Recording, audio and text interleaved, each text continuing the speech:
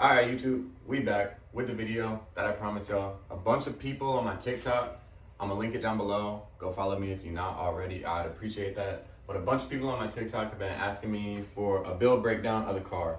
What's done to it, who did the work, the cost, everything, whole 9 yards, they wanna know it. So that's what I'm gonna give you today. With that being said, I'm about to throw some gas in the car because it's probably sitting on E right now. I'm gonna back it out, spin it around, back it back in the garage, close the door. We're gonna have it under the lights for y'all, and then I'm gonna give you a whole run through everything I've done, start to up until how it sits now. So I hope y'all enjoy, and I'm gonna give y'all a little time lapse of everything.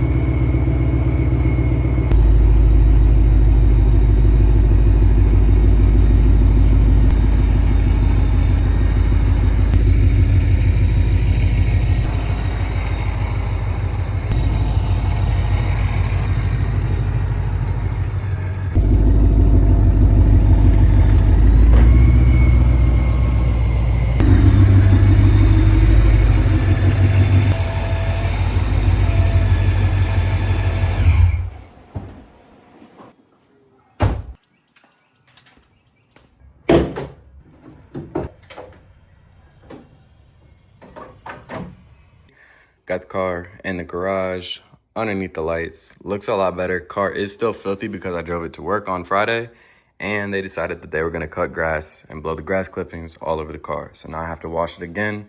I was gonna do that for y'all in this video, but it's hot outside, water spots. Didn't even wanna mess with that, so I figured I'd just knock the video out, get y'all what y'all been asking for, and then we gonna move on.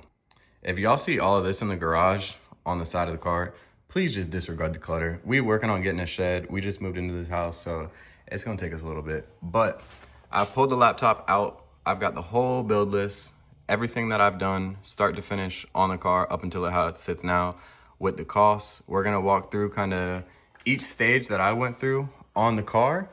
And then I guess I'll talk to y'all a little bit more in depth. I'll give y'all some B-rolls, couple of good shots. All right, y'all, so to start things off, at the front of the car, we did the black fender badges, both sides, with the red accent on them. A super simple mod that, in my opinion, changes the entire look of the car. Those were $50. Moving to the back, we did the GT500 spoiler with the gurney flap. That was, I want to say about $350. And then the gurney flap was $180. Which, if you don't know, the gurney flap is just this little piece that is connected to the back of it. We did not do gloss black badges on the back or the pony badge on the front, just because personally I'm not a fan of that. I prefer to keep it the chrome because I do also like chrome. After that, we came inside and we did the Starlight headliner. We did a 500-piece Starlight headliner, any color you want, Bluetooth off the phone or remote, which is inside of the car. And we kept it super simple, didn't hook it up to the battery. It's just to the cigarette lighter. So whenever I want it on, I can turn it on. And whenever I want it off, I can turn it off. That ran me about $750. I had to drive about 2 hours to actually have it done. I didn't want to take that on myself and try that just because I do know how hard and difficult that is. Some smaller things that I forgot to mention are the window tint on the side windows, the rear, and the windshield. I have 15% up front, which you can barely see through, and I have 5 on the sides, and I have 5 on the back window as well. I personally love the look of it. Like I said, disregard the dirty car. I personally love the look of it. Yes, it is a little bit harder to see at night, but I don't really drive the car that much, so it's not an issue for me. After that, I'm not really big on cosmetics. I'm more of like a OEM plus type of guy. I decided I want to start throwing some power at the car, so I did what anybody would do. Intake, headers, and a tune. I started, don't mind, I'm looking off at the side because I got my laptop out with prices. I started with the Corsa Extreme catback. I got those for about $1,000 off Facebook Marketplace, which is a pretty good steal. They're basically brand new. Ran those for a little bit. Sounded great when they were catted. And then I went to the 2M Fab long tube catless headers. Sounded absolutely obnoxious.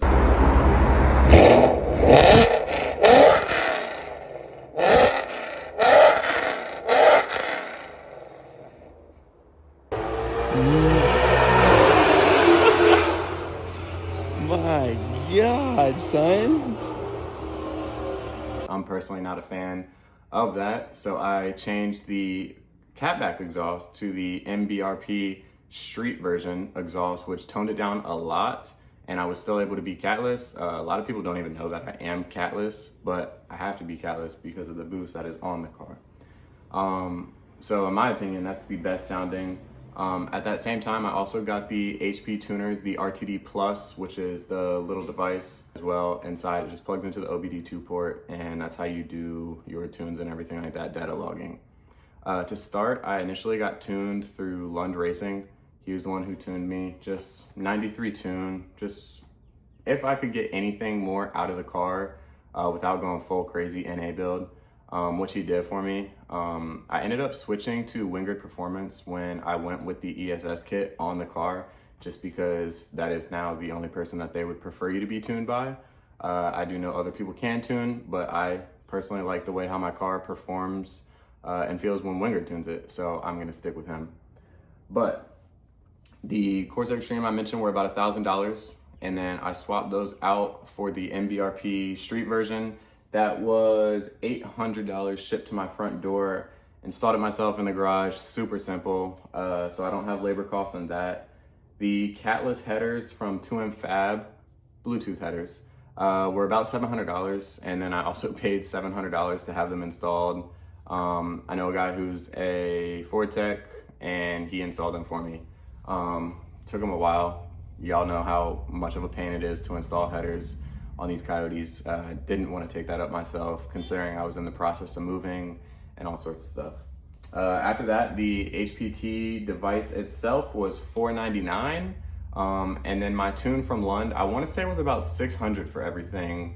Once I got the actual PMAS intake, I didn't do the fender well intake. I just did the top mounted intake. I low-key regret it. I could have just stuck with the factory intake and been just fine, because I feel like the car was actually running hotter IAT wise with the PMAS intake versus stock. So that's everything for, I guess, my stage one of the build. After that, I deployed, so the car sat for a while, about almost 8 months. The car sat, didn't get driven. Every so often got started. I had a friend come over to my house and start it for me. While I was over there, you know me, I'm saving, obviously, and I was like, what can I get with this money that I have saved? So I stuck with the car on 93 for about a year and a half. I wanted to enjoy it, actually feel the power for what it was. Didn't want to go too crazy too soon and then be wishing that I was still on 93 for a little bit. I like to enjoy the power level at what it's at. But after about a year and a half, as I mentioned, I was kind of itching for more power, as everybody does, even if they tell you they're not going to. I wanted to try and get as close to 1,000 horsepower as possible while still stock motor and stock transmission. I'm still stock sealed motor, and I'm obviously still stock transmission, 10-speed transmission. Everything's been holding up just fine, knock on wood. But what did I do? Came home, bought a supercharger, did the ESS G3, all the supporting mods. I did some insurance mods, so I did oil pump gears and crank sprocket. And that was kind of my stage 2 of the build, which we'll get into now. All right, y'all, so we got the hood pop. You can see we got all the goods underneath the hair. Supercharger, we've got our catch can. Obviously you can't see our spark plugs and injectors, but you can see this right here. This is our fuel system line for Wingard's dew pump fuel system that allows us to run the factory fuel rails. We obviously have the black intercooler right here, which I really like because it is stealth. For the actual head unit itself, it is the ESS, the G3 head unit. I did do the X trim, so it is the billet impeller. That ran me about $6,200 for everything for the supercharger. I upgraded from the G3 to the G4 intercooler, so that was a $600 upgrade. We did the tile blow-off valve, which is also on this side, which you cannot see, unfortunately. That was a $200 upgrade. I went with the ID 1050 XDX injectors. If you know injectors, those are pricey. They're about $900. Spark plugs, nothing crazy. The NGK 6510s, those were $75. And then our oil pump housing was $120. Labor for that is really what was expensive, to be honest. The labor for the oil pump gears was $1,000, and the labor for the whole supercharger kit itself was $1,000. So about $2,000 in labor for that whole thing, and about $10,000 in parts. So about $12,000 to $13,000 roughly to have everything installed for you and be making 700 wheel horsepower reliably on 93 pump gas. Now, could I have taken it upon myself and installed all this by myself? Of course. I do not have the time. As I mentioned earlier, I was in the process of moving. I didn't want to handle with it, so I took it to aj.pru, and I had Ken do all the work for me, and I had Wingrid Performance do all the tuning for me. So this right here is a fuel pump booster. It is the Lethal Performance, as you can see, fuel pump voltage booster. This ran me about $330. This is what was required for me in order to supply enough fuel to the car to even be able to run the supercharger. If you do not have a fuel pump booster, you're not gonna be able to supply enough fuel to the motor. It's obviously never good. You never want fuel starvation. Aside from that, we had a $150 dyno time fee, and on top of that, the only other thing that we had to pay for was our tune, which for a 93 tune from Wingrid Performance was about $700. So, what do you need for 1,000 horsepower? You need to pulley down, a full fuel system, whether that is a return-less or a return-style fuel system, and you need E85. The three things that you need for this car to make close to 1,000 if possible, which is what we did. I ended up going with the 100 millimeter pulley, which is 15, 16 pounds of boost, right around there. And I went with the Wingrid Performance, the dual pump returnless fuel system. I wanted to try and keep it still budget friendly while also as factory as possible. I've heard with the return style systems, the fuel slosh can cause problems and cause fuel starvation, which you don't want. So I just have a dual pump returnless system. It's super nice. They're able to control your fuel pressure and everything. Have never had an issue on wide open throttle pulls all the way up to 1,000 wheel horsepower. On the back of the car, in order to put the power down, I went with the Weld Belmont and a 17x10 with a 315/50/17. I don't need this much tire. I personally like the way that it looks, so that is why I went with it. Also, behind the tire, which you can't see, we have the Keltrack Viking double adjustable shocks, which help a lot with weight transfer. And then at the front of the car, I wanted something that was as close to the Belmonts as possible, so we ended up going with the Jegs spikes and the polished. They're a 17x4.5, and the tire on them, 27.5x4.5x17s. They're squishy. I personally don't like them.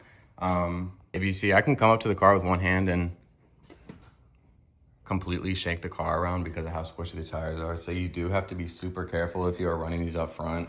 It can drastically slow down your braking distance and your ability to take turns, which you never want. Good thing this is a straight line car. That's what I built it for. So no issues there. And I have a daily driver, so I don't have to worry about that. But something to take into account if you ever want to put skinnies on the front of your vehicle. That's a whole build walkthrough that everybody has been asking for. I hope y'all enjoyed the video. It's something super simple. I didn't want to go too crazy for my second video. Just want to give y'all what y'all been asking for. So I hope y'all enjoy that, and I'll be back. Peace.